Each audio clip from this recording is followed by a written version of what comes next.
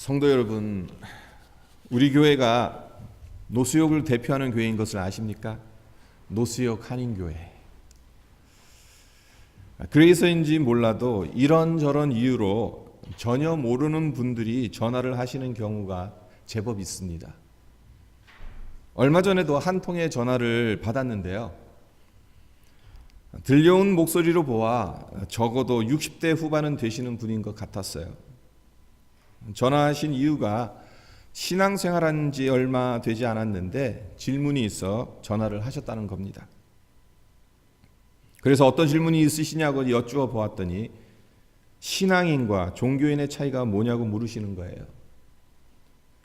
그분 말씀하시는 것이 신앙인과 종교인이 어떻게 다른지 잘 구별이 가지 않는다는 거예요. 이 질문에 대해서 간단하게 답변을 해드렸습니다. 종교인과 신앙인의 차이는 예수를 진심으로 믿느냐 믿지 않느냐로 알 수 있다. 교회를 나온다고 해도 예수 믿지 않으면 종교인이다. 아무리 말씀을 많이 보고 교회에서 봉사 열심히 한다 해도 예수를 만난 경험이 없다면 기독교라는 종교를 믿는 것이지 예수라는 구세주를 믿는 신앙인은 아니다. 어떻습니까, 성도 여러분? 제가 제대로 답변한 건 맞습니까? 성도 여러분께서는 어느 누군가로부터 이런 질문을 받으셨다면 어떻게 답변하시겠습니까? 제가 이 질문을 받았을 당시만 해도 이런 질문을 하시는 분도 있구나 정도로 생각을 했어요. 하지만 시간이 지나갈수록 신기하게도 이 질문이 제 머릿속에서 계속 맴도는 겁니다. 특별히 2주 전에 한국에서 발생한 사건으로 인해 이 질문이 얼마나 중요한지를 생각하게 되었어요. 2주 전에 한국에서 어떤 사건이 있었는지, 너무나도 많은 사건들이 일어나니까 참 말로 말하기 참 민망하고 그러한 사건이 터졌죠. 목사가 자기 딸 살해한 사건. 잠깐 어느 신문에 실린 기사 내용을 슬라이드로 보도록 하겠습니다. 잠깐 이 슬라이드를 좀 비춰주셨으면 하는데 어디 다들 가셨나?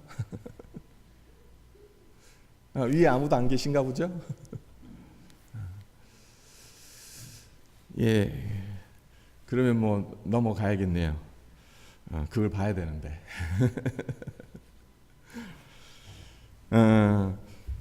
그 신문 기사, 여러분들도 그 신문 기사를 보고 많이 충격을 받으셨을 거예요. 모 신학대학교에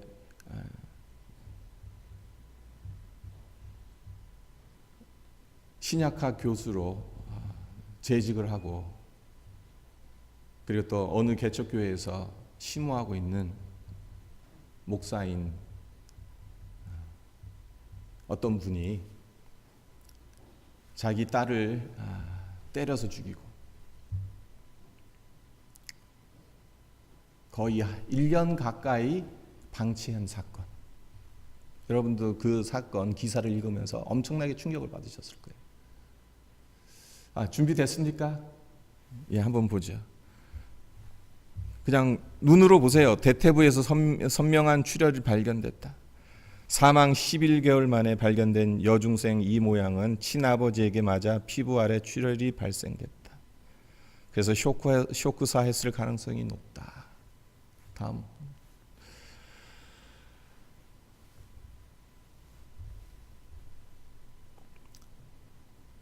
그래서 5시간 동안 쇠봉과 빗자루 등으로 폭행했다는 진술을 받았다고 하죠.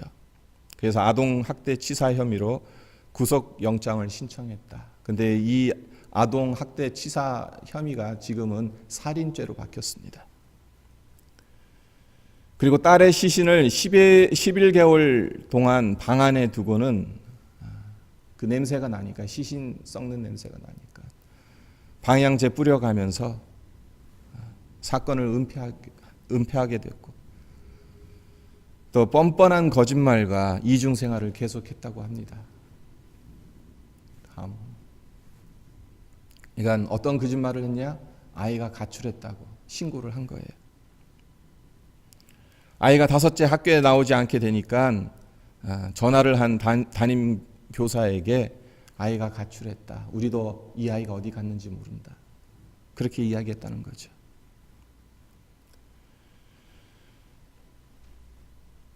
그리고 실종 신고 학교 권유에 못 이겨서 다음 날에 했다라는 사실. 아이가 똑똑하고 돈을 훔쳐갔으니까 잘 지낼 것이다. 그렇게 이야기를 했다고 합니다. 경찰은 이양 주변과 학교에서 탐문 수사를 하면서도 정작 이양의 집에는 찾아가지 않았다고 해요. 그 이유가 무엇이었냐? 그 친아버지가 직장인 신학대학교에서 만나자라고 고집했기 때문이라고. 신학교 교수가 그렇게 이야기하니까 의심조차 하지 않았겠죠. 그래서 학교에서 평가도 좋았나 봐요. 농담을 개그맨처럼 잘했다. 예의 바르고 선후배들에게도 잘했다. 신학대학 겸임 교수이기도 한 목사는 집에 딸 시신을 숨기고 평상시처럼 생활했다는 겁니다.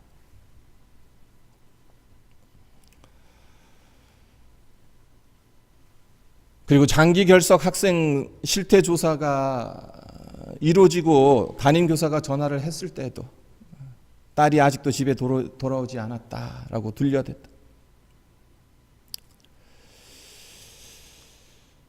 그리고 이런 말까지 했다고 하죠. 기도를 열심히 하면 부활할 거라고 믿었다.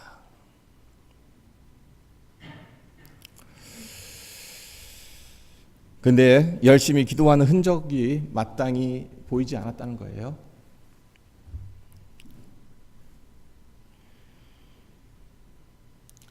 때린 것은 맞지만 죽일 생각은 없었다. 심하게 때린 것도 그날이 처음이다. 딸의 죽음이 만천하에 드러났는데도 아버지는 여전히 덮을 궁리만 하고 있었다. 이것이 어느 신문 기사를 슬라이드한 겁니다. 모르겠습니다.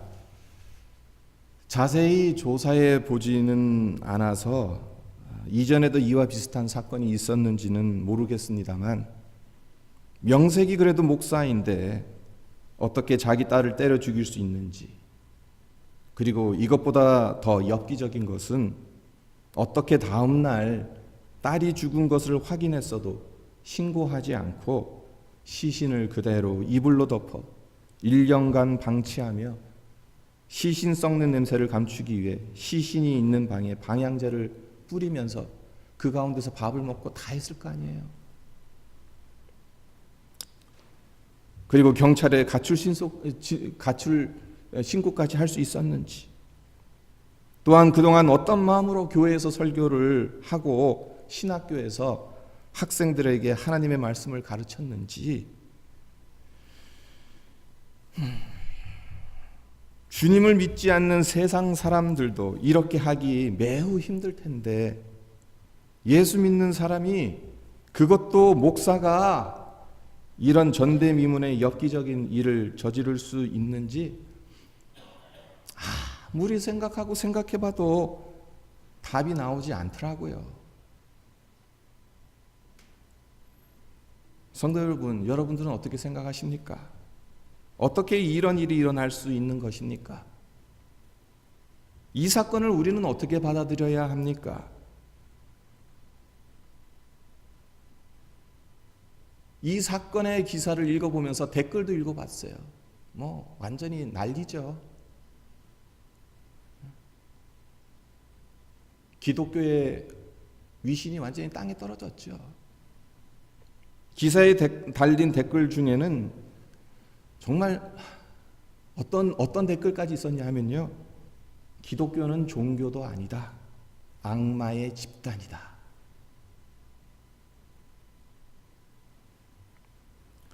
도대체 뭐라고 반박을 해야 합니까? 세상 사람들이 교회를 향해서 믿는 사람들을 향해서, 기독교를 향해서 종교도 아니다, 악마 집단이다.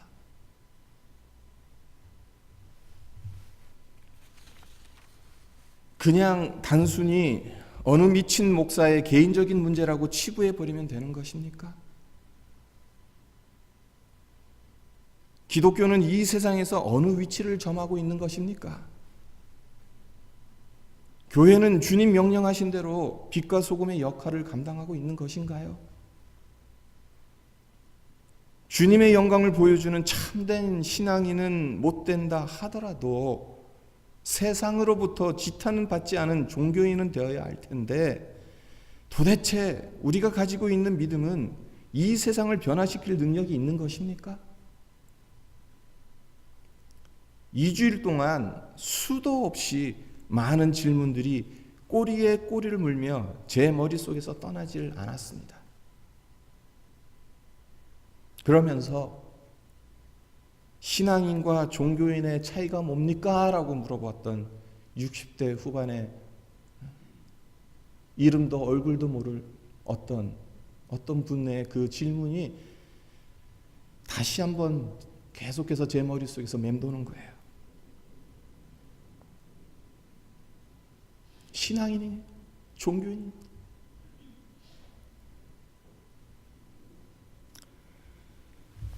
그리고 오늘 함께 살펴보고자 하는 사도행전 22장 2절로 11절 말씀을 묵상한 겁니다. 종교인과 신앙인의 차이를 바울만큼 드라마틱하게 보여주는 사람이 없기 때문에 이 말씀을 묵상했어요.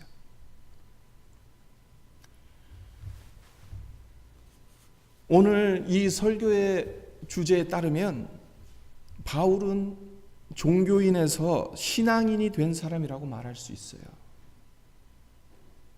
오늘 본문의 배경은 이렇습니다.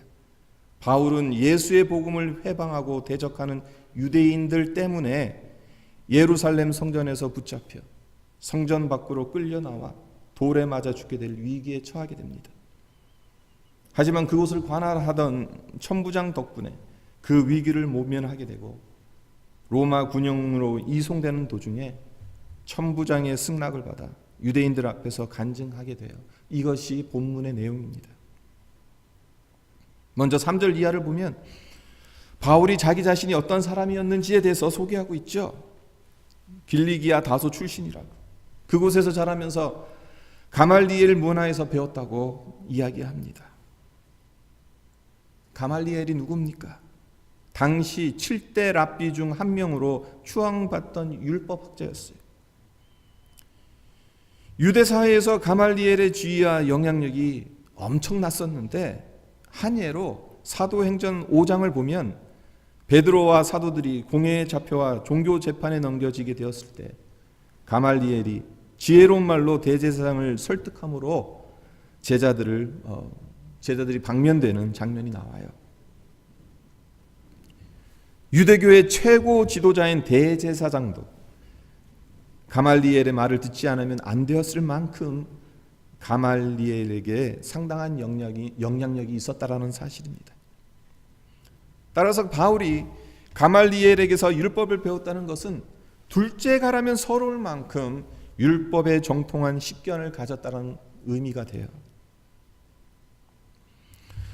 그리고 4절에서는 종교적 열심이 얼마나 대단했는지 예수 믿는 사람들을 결박해서 옥에 넘기는 핍박을 하였고 심지어는 죽이기까지 했다고 말합니다. 그리고 이 일에 대제사장과 모든 장로들이 증인이 되었다고 5절에서 이야기하고 있죠. 한마디로 유대교의 미래를 책임질 전도 유망한 차세대 주자가 되었다는 거예요. 대제사장, 장로들이 사울, 너는 차세대 주자다. 우리 유대교를 지킬 수 있는 지도자가 될 수 있는 충분한 자격이 있다. 실제로 그가 유대교 지도자들로부터 인정을 받지 못했다면 예수 믿는 자들을 체포할 권한을 부여받지 못했겠죠. 무엇보다 그의 종교적 열심을 단적으로 보여주는 사건이 무엇입니까? 핍박을 피해 도망간 자들을 체포하기 위해 다메섹까지 쫓아갔다는 거죠. 예루살렘에서 다메섹까지는 그 거리가 200km가 넘습니다. 낮에는 살인적인 뙤약볕이 내리쬐입니다. 밤에는 한기가 뼛속 깊이 파고듭니다. 그런 길을 일주일을 걸어가야 했습니다. 그 정도로 하나님을 향한 열정이 대단했던 사람이었어요. 바울만큼 유대교를 향한 지고지순의 열심을 가진 유대인들이 흔치 않았습니다. 그래서 바울이 간증하는 것이 3절 하반절에 오늘 너희 모든 사람처럼 하나님께 대하여 열심히 있는 자라 라고 자기 자신을 이야기하고 있어요. 전에는 당신들과 똑같은 사람이었다. 아니 당신들보다 더 열심이었다라는 것을 이야기하고 있는 거죠. 하지만 이 종교적 열심이 어떤 결과를 낳았습니까? 7절을 보면 다메섹 도상에서 바울에게 큰 빛으로 임하신 예수께서 사울아 사울아 내가 왜 나를 박해하느냐라고 말씀하십니다. 바울의 종교적 열심이 예수님을 박해하였다는 겁니다. 하나님을 위해서 그가 할 수 있는 최선의 열심을 다하며 살아왔는데 호련히 하늘로부터 강한 빛이 그를 둘러 비치고 하늘로부터 들려오는 음성이 사울아 사울아 내가 왜 나를 박해하느냐 이렇게 말하니까 바울이 얼마나 놀랐겠어요. 하늘로부터 큰 빛이 자기를 둘러 비추고 음성이 들려왔다는 것은 하나님밖에 그렇게 하실 수 있는 분이 없는데 그분이 하시는 말씀이 왜 나를 박해하냐고 있으니 바울 입장으로는 황당 그 자체였을 것입니다. 이런 생각을 해보았습니다. 만약 내가 그런 음성을 듣는다면 어떻게 할 것인가? 주님 위해 내가 하고 싶은 것 포기하며 이제껏 힘들게 살아왔는데 그것이 주님을 기쁘시게 한 것이 아니라 나의 종교적 열심이었다는 것을 주님께서 지적하신다면 어떻게 할 것인가? 그렇게 돼서는 안 되겠죠. 그렇다면 우리가 이런 삶을 살아가지 않으려면 무엇이 필요하겠어요? 주님 만나는 것 이외에는 다른 방법이 없습니다.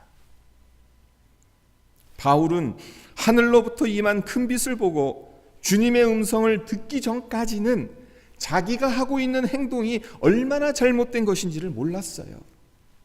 그래서 예수 믿는 자들을 핍박했던 겁니다. 하지만 주님의 음성을 들은 이후 어떻게 되었습니까? 예수가 신성 모독죄를 범한 유대교의 이단인 줄로만 알았었는데 내가 잘못 알고 있었구나. 그분이 진정 하나님의 아들이셨구나. 예수 믿는 사람들을 박해하는 것이 하나님을 박해하는 것이었구나. 이 사실을 깨닫게 되지 않았습니까?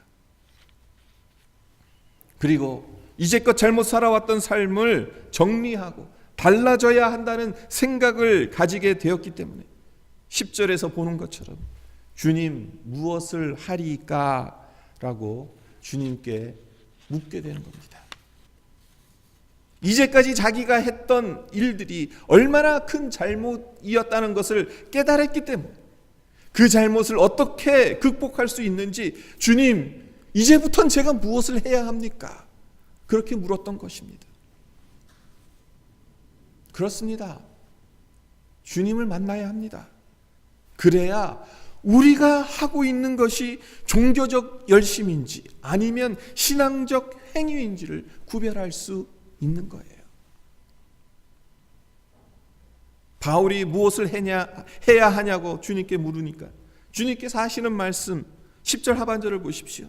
주께서 이르시되 일어나 다메섹으로 들어가라. 내가 해야 할 모든 것을 거기서 누가 이르리라.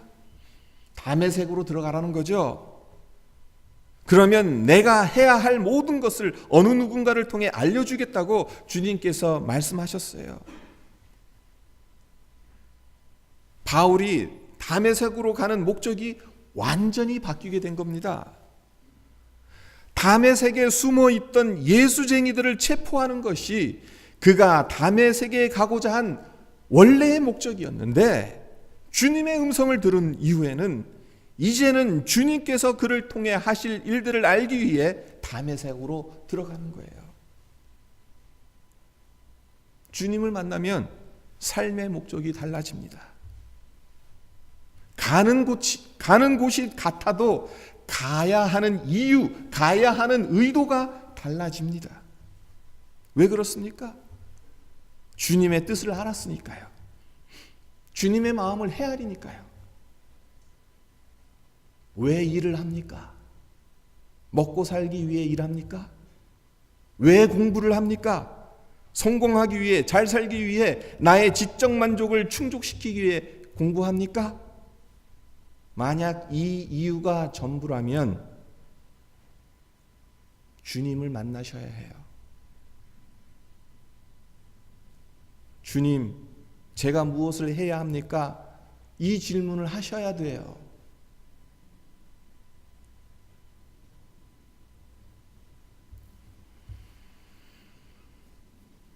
(11절) 보면 바울이 주님의 명령대로 다메섹으로 들어가죠. 그런데 어떻게 들어갔습니까? 나는 그 빛의 광채로 말미암아 볼 수 없게 되었으므로 나와 함께 있는 사람들의 손에 끌려 다메섹에 들어갔노라. 큰 빛의 광채로 인해서 눈이 멀었기 때문에 자기 발로 들어가지 못한 겁니다. 사람들의 손에 끌려서 다메섹으로 들어갔어요. 자, 조금 전까지만 해도 자기 마음대로 행동했던 바울이었어요. 의기양양했던 바울이었어요. 하나님을 향한 열심으로 가득 찬 바울이었어요. 그런 그가 누군가를 의지하지 않으면 한 발자국도 움직일 수 없게 되었습니다. 여기서 중요한 것이 하나 있습니다. 이렇게 된 이후로부터 바울이 진정한 신앙인이 되었다는 겁니다. 그렇습니다. 진정한 신앙인이 되려면 내가 바라보던 육적 눈이 감겨져야 합니다. 내 의지, 내 생각, 내 지식, 내 철학, 내 세계관이 깨어져 버려야 합니다. 그리고 은혜의 눈이 떠져야 합니다. 12절과 13절은 오늘 읽지 않았지만 아나니아라는 이가 내게 와서 말하되 형제 사울아 다시 보라 하거늘 즉시 그를 쳐다보았노라 라고 바울이 간증하고 있습니다. 아나니아를 통해 하나님께서 다시 보게 하는 은총을 바울에게 주신 것이죠. 그런데 이것은 이전의 나의 시선, 나의 생각, 나의 세계관으로 보는 것이 아니라 예수 그리스도 안에서 변화된 시선, 변화된 세계관, 변화된 생각으로 보게 되었다라는 것이에요. 물론 여기 계신 분들 모두 주님을 만나신 경험들이 있으실 겁니다. 그 경험 없이 주님께 예배드리고 주님을 위해 헌신할 수 없을 것이에요. 하지만 중요한 것은 주님 만나는 것이 과거형이 되어서는 안 된다는 거예요. 현재 진행형이 되어야 한다는 거예요. 옛날 주님을 아주 주님의 빛을 보았다. 그것만으로 안 된다는 거예요. 지금 이 순간 오늘 주님을 만나는 자리에 있어야 한다는 것입니다. 서론에서 말씀드렸던 친딸을 살해하고 1년 가까이 그 시신을 방치한 목사가 처음부터 그런 사람이었겠어요? 정확히 알 수는 없지만 그렇지는 않을 겁니다. 신학교 입학했을 때만 해도, 목사 안수 받을 때만 해도 정말 주님 위에 헌신하겠다는 순수한 마음이었을 것입니다. 하지만 언제부터인가 그 마음이 식어져가고 주님 만나지 못하게 됨으로 인해 종교적 행위로 변질되어져 갔던 거죠. 프로파일러들이 분석하기를 왜 이런 범죄를 저질렀나? 왜 1년 가까이 시신을 방치했는가? 그 이유가 자신의 사회적 지위가 추락할 것을 우려해서 시신을 장기간 유기했을 것이다 라고 추정합니다. 목사라는 지위, 교수라는 지위를 지키는 것이 주님 만나 주님 음성 듣는 것보다 더 중요하게 여기기 때문에 그런 천인 공노할 범죄까지 저지르는 자리까지 가게 된 거예요.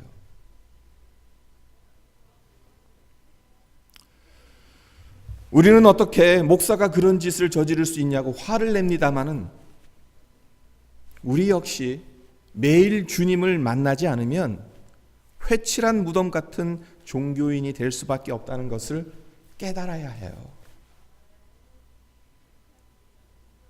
참으로 중요한 질문입니다. 바울은 종교인이었다가 신앙인이 됐어요. 하지만 어떤 사람은 신앙인이었다가 종교인으로 변질되는 사람들이, 특별히 지도자들이 얼마나 많은지 몰라요. 왜? 처음에는 순수하게 주님 섬기고 주님 충성하고 그랬더니 주님께서 복을 주시고 주님께서 채워주시고 사람 보내주시고 교회도 커지고 그러다 보니까 이제 그 기득권이 마치 자기 것으로 생각하느냐, 그거 붙잡으려고 주님 만나는 자리에 나가기보다는 그거 지키려고 자꾸 노력하다 보면 종교인이 되는 거예요.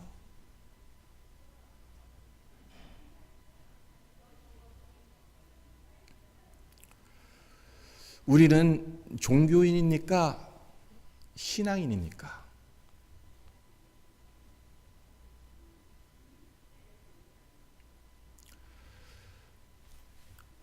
이 질문, 우리가 주님이 우리를 불러 가실 때까지 계속 물어야 합니다. 안 그러면 정말 한순간에 우리는 넘어질 수 있어요. 이제까지 잘해온 것 잘하셨어요. 좋아요. 앞으로도 계속해서 그렇게 나가야죠. 하지만 잘못하다간 그냥 회칠한 무덤이 될 수 있다니까요.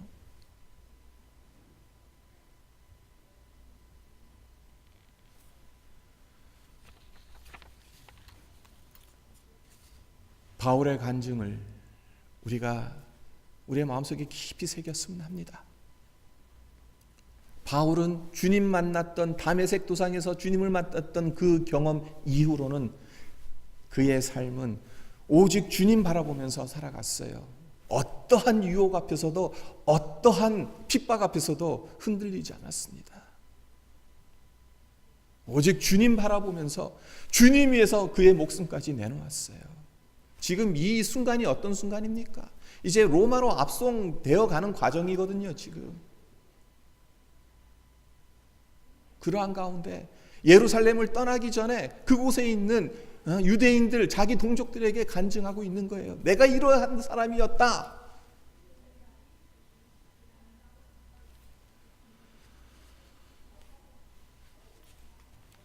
우리의 삶을 날마다 주님 말씀 안에서 우리를 되돌아보면서 점검하면서 정말 날마다 주님 만나서 정말 신앙의 행위를 해나가는 우리인지, 아니면 마지못해서 종교적으로 그렇게 자꾸 흘러가고 있는 것은 아닌지 우리 스스로를 계속해서 점검해 나가는 우리 모두가 되었으면 합니다. 잠깐 오늘 말씀 묵상하면서 주님 앞에 우리의 기도를 드렸으면 합니다. 신앙인입니까? 종교인입니까? 너무나도 간단한 질문이지만 우리의 인생에 있어서 상당히 중요한 질문입니다. 지금 당장은 저요 신앙인이죠. 예수님 믿죠. 당연히 믿죠. 그렇게 말할지 몰라요. 하지만 내 마음속에 어느 순간서부터 주님의 은혜보단, 주님 만나는 그것보단 다른 어떤 것에 내 마음이 빼앗기고, 그래서 주님 앞에 나아가는 시간들이 그냥 정말 종교적인 그러한 행위들로 변질되어져 가고 있는 것은 아닌가? 우리 스스로를 살펴봐야 합니다. 날마다 살펴봐야 합니다. 성령 하나님, 우리의 마음을 살필 수 있게 해주십시오. 내 안에 무엇이 있는지 나를 보게 해주십시오. 우리 함께 기도하는 시간이 되었으면 합니다. 기도하겠습니다. 아버지, 주님, 오늘